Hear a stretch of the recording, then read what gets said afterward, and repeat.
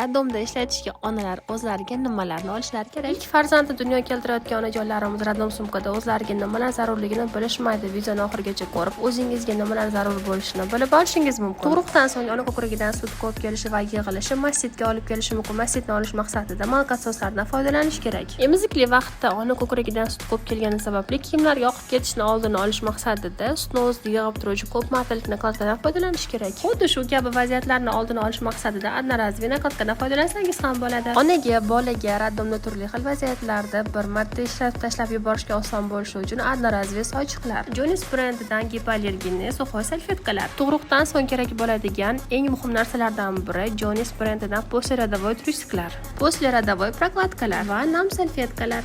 Sizchi farzandingiz dunyoga keltirayotganda o'zingizga nimalarni zarur deb bilgansiz va nimalarni ishlatgansiz? Buni kommentariyada yozib qoldiring. Video davomida ko'rsatilgan barcha gigiyenik vositalarni Fogi do'konlarining har ikkala filiallarida topishingiz mumkin. Fogi siz va farzandingiz uchun qayg'uradi. Ushbu videoni homilador onajonlarga yuborib qo'ying.